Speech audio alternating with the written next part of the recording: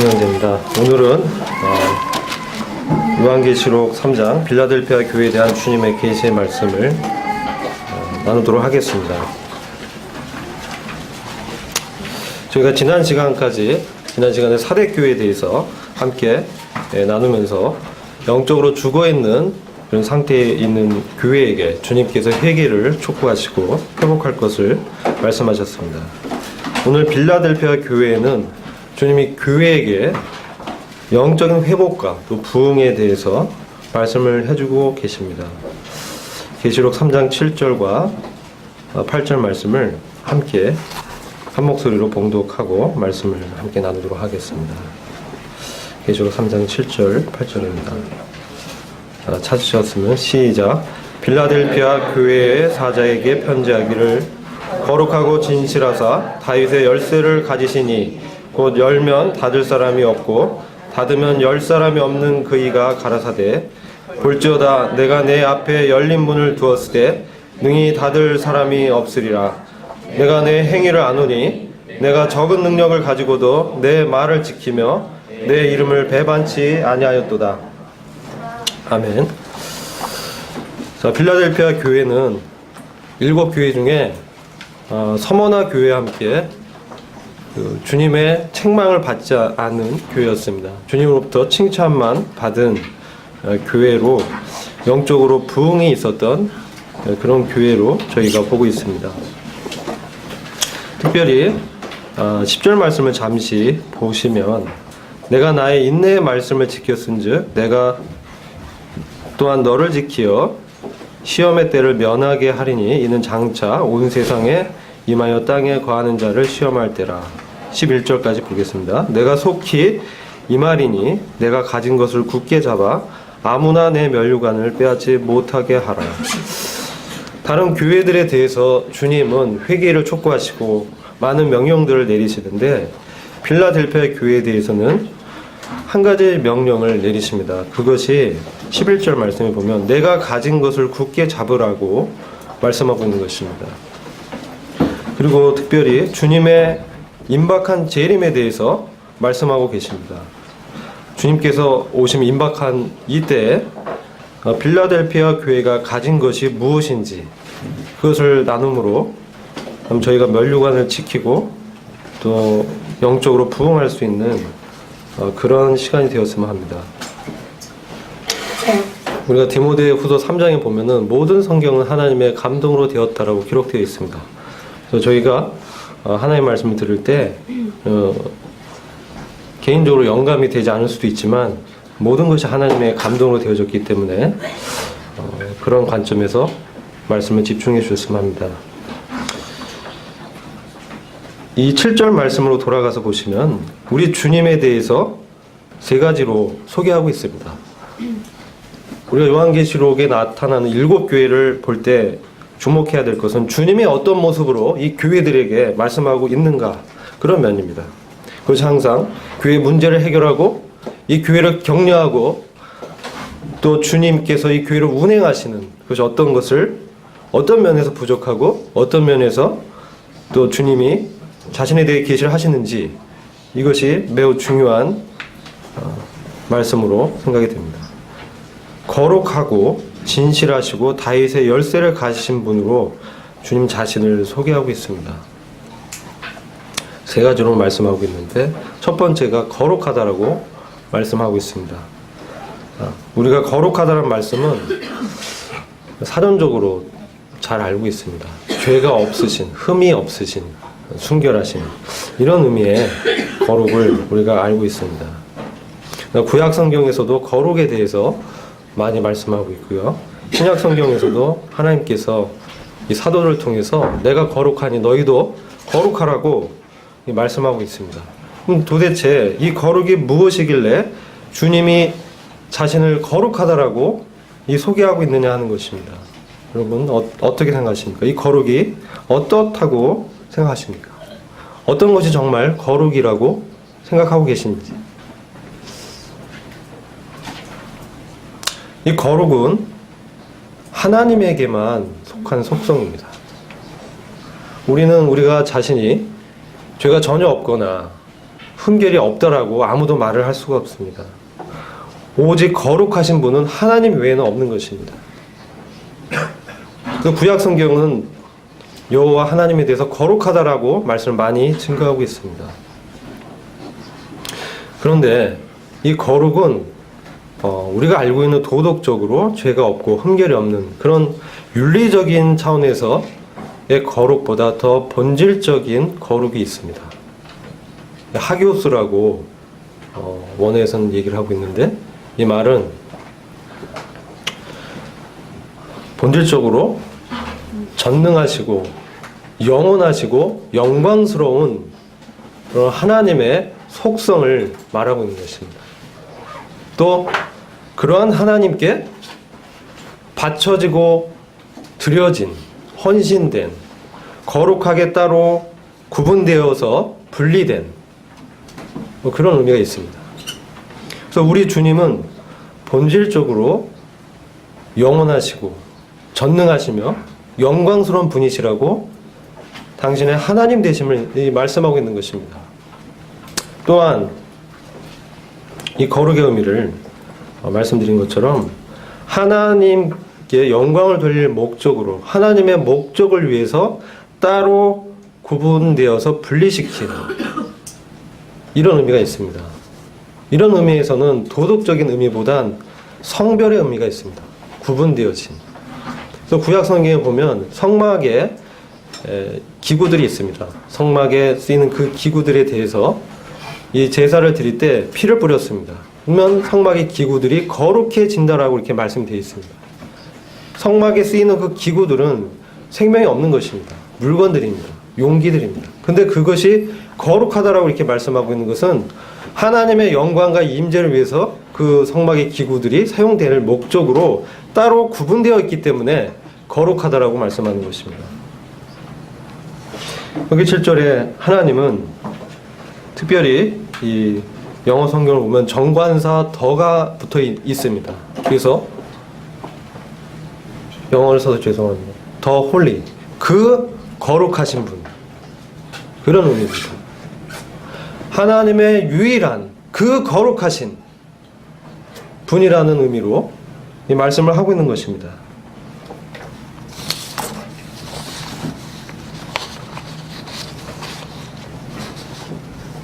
뭐 어떻게 주님은 거룩한 분이십니까? 이 거룩이 본질적으로 하나님께 영광을 돌리고 하나님의 전능하심과 하나님의 영원하심을 나타난다고 말씀을 먼저 드렸습니다. 우리 주님께서는 하나님의 본체십니다. 우리 빌립보서 2장의 말씀처럼, 잘 알고 있는 말씀처럼 하나님의 본체시지만 하나님과 동등됨을 취하지 않으셨다라고 말씀하시고, 연약한 사람의 육체로 오셔서 십자가에서 죽으시기까지 하나님 뜻에 순종하셨다라고 말씀하고 있습니다. 온전한 순종, 전적인 헌신으로 하나님의 영광을 드러내셨습니다. 우리 대신 죄가 되셔서 십자가에서 저주받으시고 죽으셨습니다. 빌립보서 2장에서는 이와 같이 하나님 대신 우리 주님께서 죽기까지 순종하심으로 하나님께 영광을 돌려드렸다라고 이렇게 말씀하고 있습니다. 그리고 주님께서 요한복음 보면 잡히시기 그 전날 밤에 자기 제자들에게 이 떡을 나누는 그런 마지막 만찬 자리를 우리는 잘 기억하고 있을 것입니다. 그때 가룟 유다에게도 주님이 떡을 떼어서 줍니다.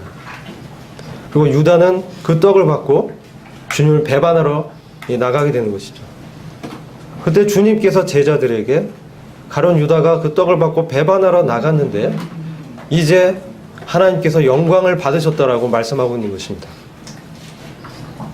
왜 그렇게 말씀하셨을까요? 그것은 유다가 자기 스승인 예수 그리스도를 배반함으로 우리 주님께서 하나님의 목적하신 십자가의 구속의 그 사건을 경험하게 되는, 그 십자가의 순환의 사건이 전개되기 때문에 그렇습니다. 그래서 그것이 하나님께 영광이 된다고 말씀하신 것입니다.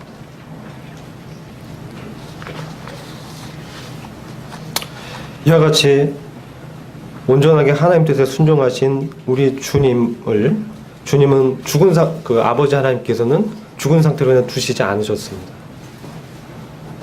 무덤에 묻힌 지 3일 되었습니다. 완전한 죽음입니다. 주님이 죄와 함께 무덤에 묻히신 것입니다. 하나님의 그 시야에서 죄를 제거하신 것입니다. 그런데 하나님께서 권능으로 우리 주님을 다시 살리셨습니다. 그리고 하늘에 있는 것이나 땅에 있는 것들이나 모두 우주에 존재하는 모든 피조물들을 주님의 이름 앞에 무릎을 꿇게 하셨습니다. 주님을 높이셔서 하나님 우편 보좌에 앉히셨습니다. 이게 바로 주님의 거룩입니다. 하나님의 오르신과 영광을 나타내셨습니다. 우리 주님 안에서 하나님께서 영광을 받으셨다는 것입니다. 하나님께 완전히 분리되셔서 하나님의 목적을 이루셔서 하나님의 영광을 나타낸 그 거룩을 말씀하는 것입니다. 우리는 스스로 거룩할 수가 없습니다. 온전히 우리 안에 주님이 계시기 때문에 믿는 사람들은 그리스도 안에 있게 되므로 거룩해질 수가 있는 것입니다. 이제 두 번째 주님의 이 본성에 대해서 말씀드리려고 합니다. 이 거룩이 주님의 내적인 본성을 나타낸다면 주님의 참됨과 진실은 이 내적인 본성이 밖으로 표출되는 그런 것을 말하는 것입니다. 그래서 주님은 그 참된 분, 여기도 정관사 더가 붙어 있습니다. 주님은 유일하게 참되신 분이십니다. 유일하게 진실된 분이십니다. 이 세상의 모든 것들이 다 변합니다. 변하지 않는 것이 없습니다. 사람을 보게 되더라도 우리의 성정을 보더라도 우리에게 어려움이 오거나 환경이 바뀌거나 할 때 우리는 우리의 마음이 변함을 보게 됩니다. 또 속담에 이런 말씀도 있죠. 10년 지나면 강산도 변한다. 강가산이 변하지 않은 것 같지만 변하고 있는 것입니다. 그러나 우리 주님은 절대로 변하지 않으시는 분이십니다. 말라기 3장 6절에는 이렇게 말씀하고 있습니다. 나 여호와는 변혁지 아니하나니 그러므로 야곱의 자손들아 너희가 소멸되지 아니하느니라. 절대로 변하지 않는 분이십니다. 그래서 주님은 자신을 변하지 않는 참된 진실한 분으로 말씀하고 있는 것입니다. 거룩하고 진실되게 행하실 수 있는 유일한 전능하신 하나님으로 우리 주님 자신을 이렇게 소개하고 있는 것입니다. 요한일서 5장 20절에 보면 한번 같이 보실까요? 이렇게 말씀하고 있습니다.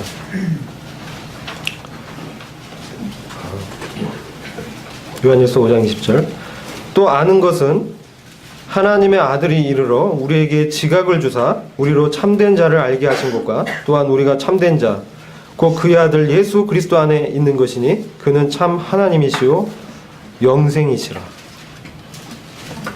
그래서 주님은 참된 자로 말씀되고 있습니다. 우리가 참된 자 곧 그의 아들 예수 그리스도 안에 있다고 말씀하시고 그분이 참 하나님이시요 영생이라고 말씀하고 있습니다. 우리 주님께서는 참 생명의 양식이고 참 포도나무십니다. 참 목자 되시고 진실된 재판관이십니다. 우리 주님이 참되고 진실하기 때문에 우리는 그분의 신실하심을 믿고 그분의 판단을 신뢰할 수가 있는 것입니다. 장차 주님이 오시면 우리에 대해서 판단하실 것입니다. 우리의 모든 행동에 대해서 보시고 정확하게 판단해 주실 것입니다. 근데 주님 참되신 분이시기 때문에 우리가 그 판단을 받을 수가 있는 것입니다. 또한 한편에서 이 세상의 불신 세력들 또 정의롭지 못한 이 세상은 주님의 심판을 받게 될 것입니다. 이 세상은 불로 태워지기 위해서 보존되어지고 있다고 베드로서에서 말씀하고 있습니다. 주님이 참된 분이시기 때문에 그분의 심판은 진실된 것입니다.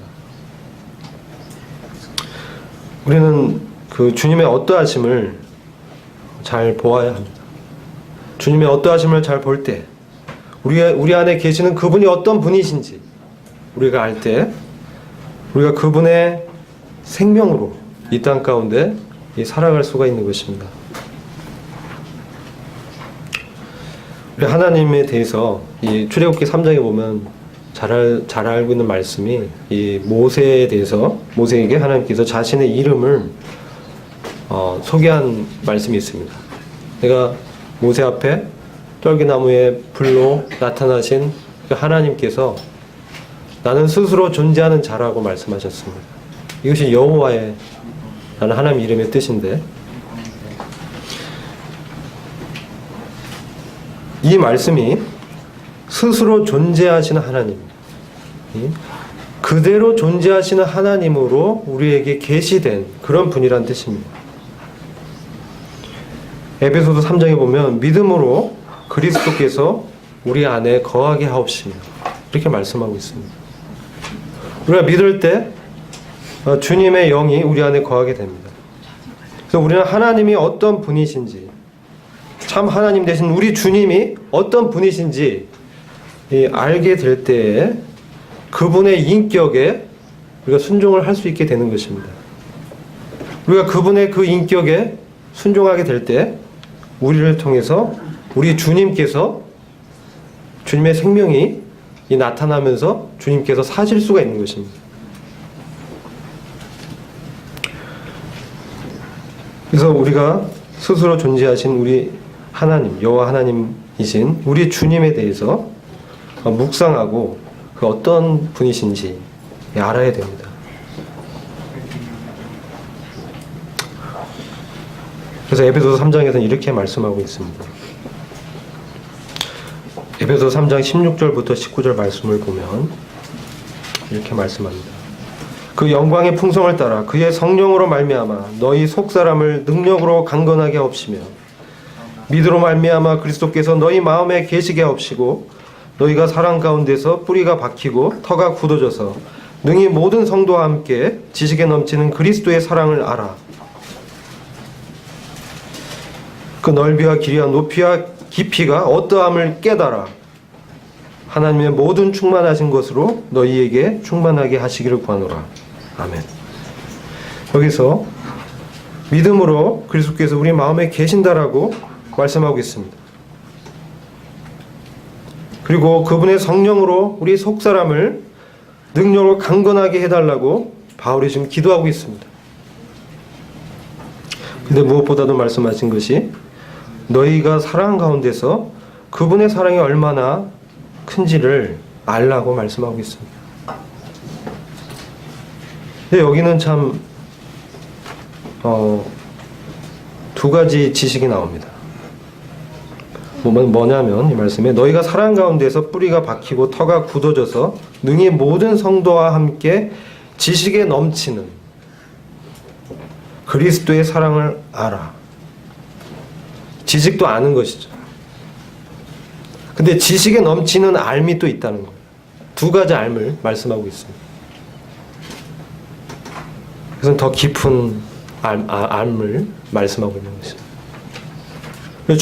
주님의 어떠하심 알고 그 주님의 사랑이 우리의 삶 가운데에서 어떻게 나타나는지, 우리의 삶의 모든 과정에서 또 환경과 순간에서 주님의 그 사랑이 나타난다는 것이에요. 그렇게 됐을 때 그분의 사랑이 어떤지를 깨달아서 성령께서 깨닫게 하십니다. 그리고 하나님의 모든 충만하신 것으로 너희에게 충만하게 하시기를 구하노라. 그렇게 됐을 때 하나님의 충만하신 임재가 저희 개인의 삶 가운데 또 교회 가운데서 충만하게 된다는 것입니다. 주님의 어떤 분이신지를 우리가 제대로 알 때, 그분의 어떠함을 경험할 때 개인적으로 주님으로 충만하게 되고 교회적으로 그리스도로 충만하게 된다는 거예요. 그래서 지금 이 빌라델피아 교회는 적은 능력을 가진 작은 교회였지만 주님으로부터 이와 같이 놀라운 칭찬을 듣고 있는 것입니다. 세 번째로 우리 주님 자신을 필라델피아 교회에게 다윗의 열쇠를 가진 분이라고 소개하고 있습니다. 이것은 이사야서 22장 22절 말씀을 인용한 것인데, 그 말씀 보면 내가 또 다윗 집의 열쇠를 그의 어깨에 두리니 그가 열면 닫을 자가 없겠고 닫으면 열 자가 없으리라. 이사야에서는 다윗 집의 열쇠라고 얘기하고 있고, 계시록 3장에서는 다윗의 열쇠라고 말하고 있습니다. 이것은 여러 성경학자들이 얘기를 하고 있지만, 제 개인적으로는 이것은 메시아의 통치의 권위를 가진 분으로 말씀하고 있다고 분별이 됩니다. 우리 주님은 거룩하시고 진실되신 분이신데 바로 통치의 권위까지도 갖고 계신다는 것입니다. 사망과 음부의 열쇠를 갖고 있는 분으로 주님 자신을 소개하셨습니다. 근데 지금은 다윗의 열쇠를 갖고 계시다고 또 자신을 말씀하고 있습니다. 그래서 하나님의 통치의 권세가 주님에게 있다는 것입니다. 그래서 주님이 문을 여시면 아무도 닫을 수가 없습니다. 주님이 닫으면 아무도, 어떤 사람도 주님이 문을 닫으면 열 수가 없다고 말씀하고 있는 것입니다. 이 세상에 어떤 힘세고 권위 있는 강력한 정부도, 지금 미국이 제1 강대국이죠. 주님이 막으시면 어쩔 수가 없다는 것입니다. 주님이 정하신 그대로 받아들일 수밖에 없는 것입니다. 필라델피아 교회는 적은 능력을 가졌다고 주님이 말씀하고 있습니다. 그럼에도 불구하고 나의 말을 지켰고 내 이름을 부인하지 아니하였다. 그래서 내 앞에 열린 문을 내가 두겠다라고 주님이 말씀하고 있습니다. 근데 어떻게 이와 같이 작은 교회가 주님이 열어주신 이 문을 통해서 하나님께 영광을 돌리는 봉사를 할 수 있었는가, 이런 생각을 하게 됩니다. 그것은 필라델피아 교회의 이 성도들은 주님이 어떤 분인지를 잘 알았다는 거예요. 주님이 다윗의 열쇠를 가지시고 모든 권위를 가지신 분으로, 주님이 막으면 아무도 할 수 없고 주님이 열어놓으시면 모든 문제가 해결된다는 것을 그들이 경험적으로 또 말씀을 통해서 알았다는 것입니다. 이것은 성도의 개인의 삶에 개입하시며 그 생활 속에서 통치하시고 운행하시는 그런 분으로 주님은 말씀하고 있다는 겁니다. 교회적으로도 마찬가지입니다. 교회의 머리 대심이 주님께 있습니다. 사람의 경험과 지혜보다 주님의 말씀이 이 교회의 권위가 되는 것입니다.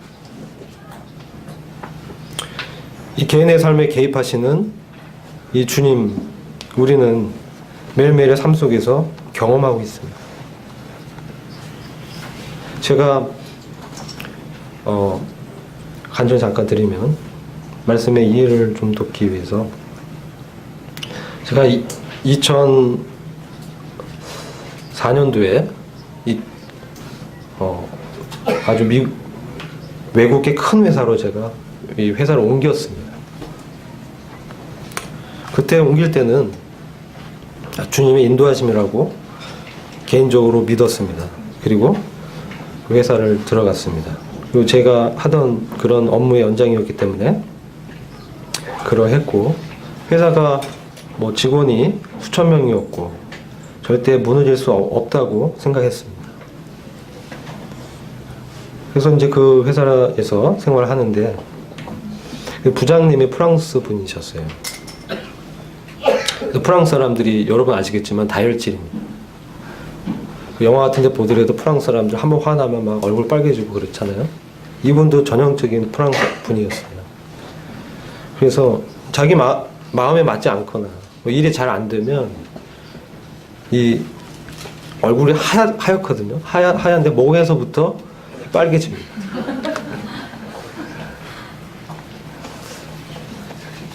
그리고 정말 화나면 얼굴이 홍당무처럼 빨갛게 됩니다. 눈은 파랗고 얼굴은 빨갛고, 그분 앞에 서면 오금이 저려요. 무서워요, 정말로. 그래서 그 부서가 한번 얼굴이 빨개지면 여직원들은 말도 못 꺼내고 무서워합니다. 그리고 영어로 이렇게 소통하는데 불어와 영어가 섞이면 진짜 알아듣기 어렵습니다. 그렇습니다. 이 불어가 아주 굴러가는 말에 영어까지 섞이면 말도 잘 못 알아듣죠. 화가 납니다. 그래서 그때 공포증이 생겼어요. 그분 앞에 서면 말을 제대로 못하는 거예요. 말을 더듬어요. 지금도 더듬는데 그때 이제 병이 생겼어요. 그래서 제가 그때 팀장이었는데 눈치를 보지 않을 수 없는 거예요. 수요 모임 나가는 것도 쉽지가 않습니다. 저희가 그 태스크포스 부서로 만들어졌기 때문에 참 어렵더라고요. 직원들도 그런 말을 하고. 주님께 기도했습니다. 주님, 제가 누구를 섬기고 있습니까? 제 자신을 돌이켜보게 됐어요. 그래서 기도했습니다. 그런데 놀라운 일이 일어났어요. 그래서 제가 아직도 이것을 기억합니다. 그 다음날 그분이 완전하게 변했어요. 완전히 180도로 변했어요. 뭐 좋은 일이 생긴 것도 아니에요. 똑같은 상황인데 그분이 정말 여인처럼 부드러워졌습니다. 그건 저에게 하나의 기적이었어요. 그런데 주님 제게 교훈해 주셨어요. 그 부서장 뒤에 있는 권위자가 누구냐? 바로 나 하나님이 아니냐? 하나님이 문을 열어버리면 그 부서장을 두려워하는 그 마음도 해결이 돼버리는 거예요. 누가 통치하고 있느냐? 누가 권세자냐? 이 우주를 지배하고 세상을 창조한 권능자가 누구이냐? 너는 두려워할 대상을 정확하게 알아라. 그 교훈을 주셨습니다. 제가 그때 그 말씀을 받고 그때부터 그분 앞에서 두려워하지 않았어요. 왜냐하면 그뒤에 하나님이 계시기 때문에. 그렇습니다. 우리 주님은 다윗의 열쇠를 갖고 계신 통치자십니다. 앞으로 하나님의 왕국이 이 땅 위에 건설될 때 주님이 통치가 가시화될 것입니다. 그러나 지금도 주님은 성도의 개개인의 삶 속에 문을 열어주시고 때로는 문을 닫으시면서 성도를 통치하시는 그런 분이십니다. 우리에게 제 경험을 많이 하는 것은 우리가 잘하는 영역에서 내 힘으로 어떤 문제를 해결할 때마다 경험하게 됩니다. 그 일이 막 꼬여버립니다. 여러분 그렇지 않으십니까? 내가 잘하는 분야일수록 이상하게 꼬입니다. 왜 그런 일이 일어납니까? 성도에게는 우연이 없습니다. 하나님께서 당신이 우리에게 능력이 되시고 우리의 삶에 개입하시고 운행하시며 인도하시며 우리 앞에 열린 문을 두시는 그 권위자가 하나님이심을 성도의 매 삶 속에서 매 순간마다 교훈하고 계시는 것입니다. 그래서 이러한 하나님을 보게 되었을 때, 이런 하나님에 대해서 교훈받았을 때 필라델피아 교회는 초대교회보다 더 큰 영적인 부흥을 경험하게 되는 것입니다. 필라델피아가 적은 능력을 갖고 있다고 말씀드렸습니다. 아마도 필라델피아 지역에서 적은 소수의 무리가 모였던 것 같습니다. 고린도전서 1장 26절부터 보면 여러분은 잘 아는 말씀입니다. 제가 읽어드리겠습니다. 형제들아 너희를 부르심을 보라. 육체를 따라 지혜 있는 자가 많지 아니하며 능한 자가 많지 아니하며 문벌 좋은 자가 많지 아니하도다. 그러나 하나님께서 세상에 미련한 것들을 택하사 지혜 있는 자들을 부끄럽게 하려 하시고 세상에 약한 것들을 택하사 강한 것들을 부끄럽게 하려 하시며 하나님께서 세상에 천한 것들과 멸시받는 것들과 없는 것들을 택하사 있는 것들을 통치하려 하시나니 이는 아무 육체라도 하나님 앞에서 자랑하지 못하게 하려 하심이라. 너희는 하나님께로부터 나서 그리스도 예수 안에 있고 예수는 하나님께로서 나와서 우리에게 지혜와 의로움과 거룩함과 구속함이 되셨습니다. 초대교회 교회들은 이와 같이 처음에 소수의 무리로 모였습니다. 마치 외형적으로도 이 세상에 지혜롭게 보이지 않았습니다. 연약했습니다. 부족한 자들이었습니다. 여기서 우리는 사도 바울이 이방인에게 전도하고 이 초대교회에게 말씀을 전파할 때, 특별히 고린도 교회에 말씀한 이 말씀을 통해서 볼 때 아주 주요한 특징과 섭리를 발견하게 되는 것입니다. 그러니까 외형적으로는 굉장히 연약하였습니다. 필라델피아 교회도 그런 교회였습니다. 그러나 바울은 자신이 경험한 주님을 말씀하고 있습니다. 우리는 잘 알고 있습니다. 바울의 약점. 바울의 육체에 사단의 가시가 있었습니다. 고린도후서 12장 9절과 10절을 보면 바울이 이런 고백을 합니다. 바울이 자신에게 주어진 그 육체의 가시 때문에 바울의 복음 전하는 것이 막히고 방해를 받는다고 생각했습니다. 그래서 하나님께 3번이나 이 육체의 연약을 제거해달라고 구했습니다. 근데 하나님께서 이와 같이 말씀하셨어요. 그게 고린도후서 12장 9절과 10절입니다. 함께 보시겠습니다.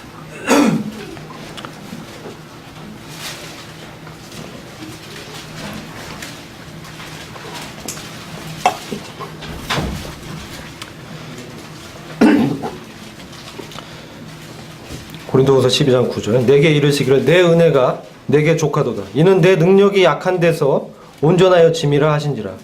이러므로 도리어 크게 기뻐함으로 나의 여러 약한 것들이 되어 자랑하리니 이는 그리스도의 능력으로 내게 머물게 하려 함이라. 그러므로 내가 그리스도를 위하여 약한 것들과 능력과 궁핍과 핍박과 곤란을 기뻐하노니 이는 약할 그때에 곧 강함이니라. 왜 그렇습니까? 왜 사도 바울이 자기가 약할 때에 그때 곧 강하다라고 말씀하고 있습니까? 그가 3번이나 기도할 정도로 그는 육체의 연약함을 경험했습니다. 보통 한 번 하고 마는데 그 사도가 3번이나 기도했다는 것은 어떤 큰 연약이 있었던 것 같습니다. 어떤 분은 뭐 안질이다, 어떤 분은 간질이다, 무슨 병이다, 여러 가지 얘기를 하고 있습니다. 그러나 사도 바울이 이를 통해서 하나님의 은혜를 경험하게 됩니다. 내 능력이 약한 데서 온전하여 짐이라.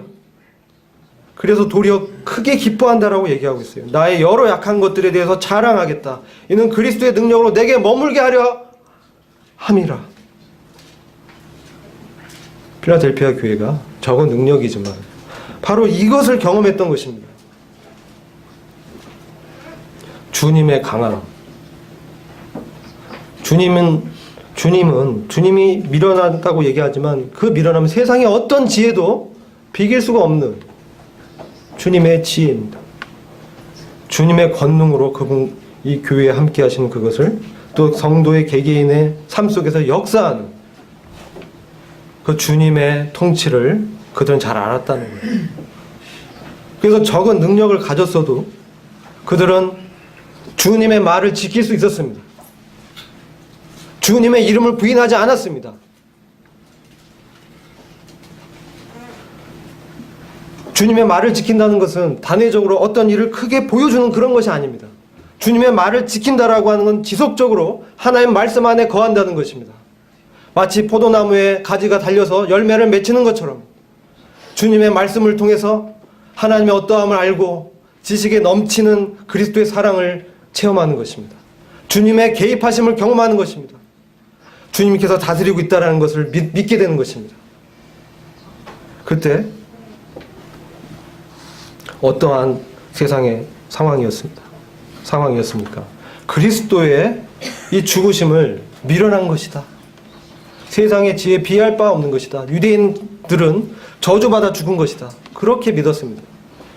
초대교회만이 주님의 하나님 되심과 왕 되심을 증거했던 것입니다. 지금 세상 어떻습니까? 여전히 하나님의 말씀을 거절하고 있습니다. 여러분 그렇지 않습니까? 세상의 정부가 하나님의 말씀을 인정하고 받아들이고 있습니까? 그리스도의 통치를 인정하고 하나님의 말씀대로 행하고 있습니까? 우리 교과서에 보더라도 진화론을 가르치고 있습니다. 그냥 저절로 만들어졌다는 거예요. 하나님께서 창조하신 것을 부인하고 있습니다. 하나님 통치를 거절하는 것입니다. 이런 때에 주님의 말씀을 지킨다라는 것은 쉬운 것이 아닙니다. 그 말씀을 그대로 받는 것입니다. 이런 교회에 주님은 유일한 소망을 두십니다. 이 세상에 주님의 유일한 소망이 어디 있습니까? 복음서에서 주님은 제자들에게 그랬습니다. 여우도 굴이 있고 공중에 나는 새들도 거처가 있지만 인자는 머리 둘 곳이 없다고 하셨습니다. 인자가 머리 둘 곳이 없다라고 하셨습니다. 근데 주님은 지금 교회 가운데 주님의 이름을 두고 계십니다. 우리 안에 믿음으로 주님께서 거하고 계시다고 말씀하고 있는 것입니다. 왜 그렇습니까? 우리의 약함 가운데 주님의 능력이 나타나기 때문에 그렇습니다. 우리의 연약함을 자랑해야 됩니다. 왜요? 우리 주님께서 우리의 닫힌 문을 열어줄 것이기 때문에 그런 것입니다. 그래서 주님은 우리를 뼈 중에 뼈요 살 중에 살이라고 말씀하십니다. 주님과 한몸된 신부인 교회가 주님의 충만이고 주님의 유일한 위로이고 주님의 만족입니다.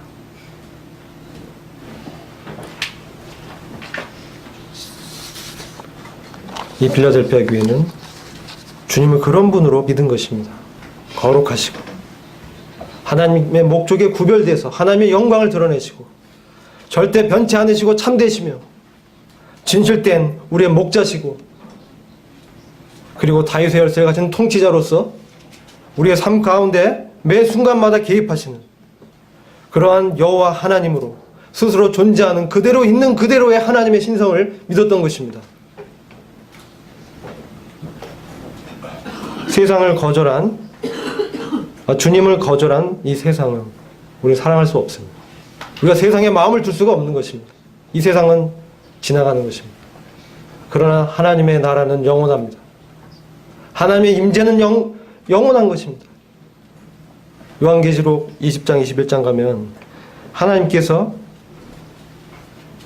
마음에 품었던 이 창조의 목적이 달성됩니다. 그것은 거룩한 성 새 예루살렘이 이 땅에 내려오는 것입니다. 그것은 하늘과 땅이 연결되는 것입니다. 하늘의 하나님이 이 땅에 완전히 거하시는 것입니다. 우리가 영으로만 교통하였던 그 하나님께서 이 땅에 완전히 거하고 사람들과 함께 사귐을 갖는 것입니다. 우리는 지금 이것들을 성령을 통해서 맛보고 있습니다. 우리 주님 자신을 말씀이라고 얘기하십니다. 태초에 말씀이 계시니라. 이 말씀이 하나님과 함께 계셨으니 이 말씀은 곧 하나님이시니라. 이 주님의 말씀을 귀히 여겼습니다. 그래서 지켰던 것입니다. 마음에 간직하고 주님을 묵상하고 또 그것을 사용하는데 주님의 말씀을 사용하는데 그들은 연습된 자들이었습니다. 그렇게 됐을 때 어려운 문제를 만났을 때 주님의 영에 의해 성령에 의해 적합한 말씀을 기억나게 되면서 주님의 뜻을 분별하고 행하게 됩니다. 그래서 그리스도의 이름을 배반하지 않는 데까지 나가는 것입니다. 그분의 이름 뭡니까? 바로 주님이십니다. 그게 빌립보서 2장 9절 11절 보면 이름을 하나님이 그를 지극히 높여 모든 이름 위에 뛰어난 이름을 주사 하늘에 있는 자들과 땅에 있는 자들과 땅 아래에 있는 자들로 모든 무릎을 예수의 이름에 꿇게 하시고 모든 입으로 예수 그리스도를 주라 시인하여 하나님 아버지께 영광을 돌리게 하셨느니라. 주라 시인한다는 것은 아도나이 여호와 하나님이시다 그런 의미입니다. 우리 주님이 구약에서 말씀하신 바로 그 전능한 하나님이시다. 우리와 함께 하시는 임마누엘 하나님이시다. 우리를 죄의 권세에서 해방시키시는 구원자이시다. 보이지 않지만 하나님 보이지 않지만 그분의 이름을 배반하지 않는다는 것은 우리의 모든 생활 영역에서 주님 앞에서 행하는 것입니다. 그분 앞에서 행하는 것입니다. 그분께 물어보고 그분의 말씀에 귀를 기울이고 성도들의 입술을 통해서 주님의 이름이 불려질 때 그 주님의 영의 활동을 느끼는 것입니다. 그리고 주님의 뜻을 분별하는 것입니다. 교회 가운데 내주하시는 성령의 충만함을 보게 되는 것입니다.